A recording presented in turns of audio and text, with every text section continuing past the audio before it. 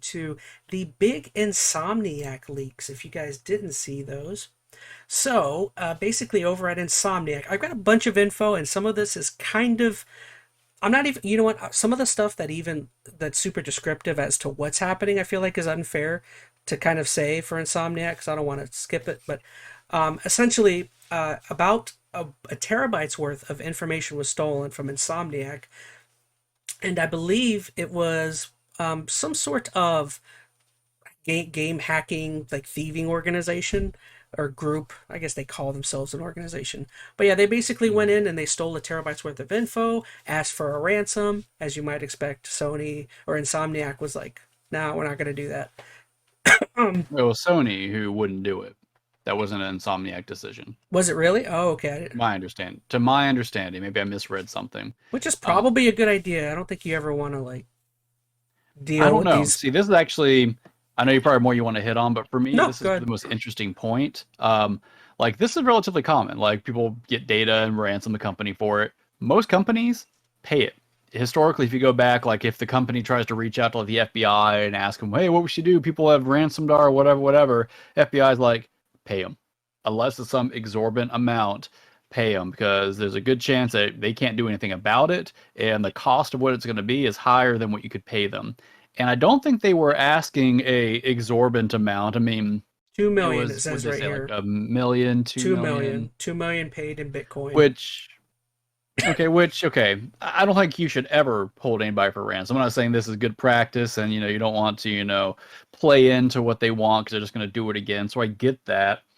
But paying $2 million for Sony, not a huge deal compared to now what's happened. So I know there's a lot of ethics there, and as I know you're giving them power, and they could then still go off and I guess release the stuff after the fact. But most of these companies historically, they kind of hold true to their word. Like they will take their ransom money and then just give you back the files and be done with it. They got their payday, they move right along. So I don't know. I think it's interesting. We don't have to debate it right now, but should Sony have paid? I don't know. Protect their employees. hmm You Um, can keep going. so as you might expect, as Phoenix was saying, that didn't get paid. So they released basically as much data as they could. And again, I won't say the specifics, but basically what got released was a timeline for three X-Men oriented Wolverine games. And not just those games, there's a lot more, but those were the big ones that we kind of see. And we're given like dates, we're given gameplay, we're given early builds that were released. And we also learned that the budget for those three games is approximately $120 million a pop. So we're kind of, yeah, they're showing off a lot here. Basic also was showing off was concept art footage, or like I said, early builds of the titles with leaked data. We learn about some new things coming from Insomniac, including Spider-Man. We learn more about Ratchet and Clank stuff. We learned there were emails that came out between Sony executives about them worrying about the Activision Blizzard deal and them talking about how badly it hurts PlayStation.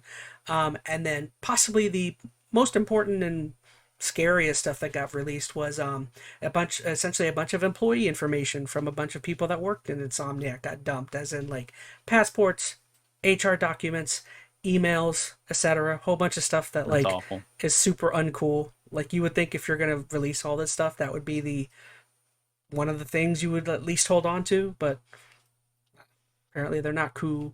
No. Most of them aren't. I mean, they're not cool by definition, the way they're kind of going about this whole thing. I hmm think honestly what's most interesting without this one, I don't know if we really want to dig into all the specifics, but No, there that's have why I been, don't think it's fair a to huge like amount. go into some of that stuff because it's like Yeah. the games come out when they come out to No, me. Like I don't care knowing about it when they come out. I'll worry, well, I guess my point is we see leaks happen all the time where, like, I mean, they had the Rockstar leak where it's like, wow, we're seeing this sneak peek at GTA 6 and terrible demo mode. Like, you see a lot of gameplay stuff kind of leak out. Rarely do you see, like, the entire plan of the company for the next, like, decade and a half kind hmm of be laid out like until this. like So, I 2033. mean, It still sucks, and of course you want to take it all with a grain of salt, but it's interesting for those who are interested in kind of the, planning process behind how these companies kind of go about plotting out their games. You can kind of maybe see what their agendas are for what kind of games they're trying to push. You definitely see Sony's hand on this with how they're really coming down on the the Spider-Man slash X-Men side of things. They're kind of honing in on that as a major push over the next 5-6 years. I think that's interesting. So I'd say we don't need to dig into all of it. I think the leak is awful. The fact that it happened at all. I mean, I don't think that really helps anybody. I mean, yes, you can think free marketing to a certain extent. I'm sure a lot of people are in Insomniac's corner here, but the fact that any devs had any of their personal information just released like this just sours this whole thing and really, I don't know. It sucks. Yeah, definitely.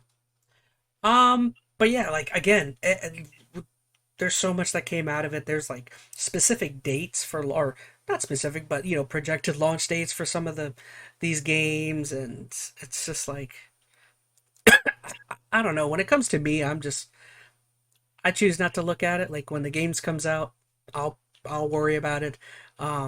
Again, you were talking about how a It lot of puts people, undue pressure yeah, on the developer though now. Like, yeah, like we don't care so much. I would imagine we understand that dates are going to change, and these dates are certainly going to change. But you now have a subset of gamers out there that's already a relatively entitled community or group of people that when September 1st, 2025, yes, I said the date that's in here for one of these games. When that comes around, if the game doesn't come out, they're going to be super mad mm-hmm. because this is what it says in the document, which is not fair at all. But I said just undue pressure on the developers. I'm hoping this washes over and people do give Insomniac a lot of room to breathe here Mm-hmm. and hopefully support them as developers considering what they're going through. But it's a crappy situation.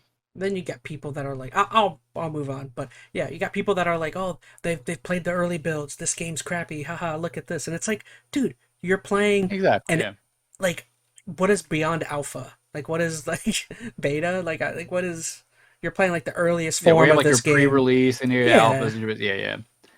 Well, even compared to like their leaked gameplay for GTA 6 we saw a year and a half ago to that trailer we saw for GTA 6, a couple of months ago, like night and day, right? You can't judge pre-release gameplay footage based upon the actual in-game product. So, Yeah.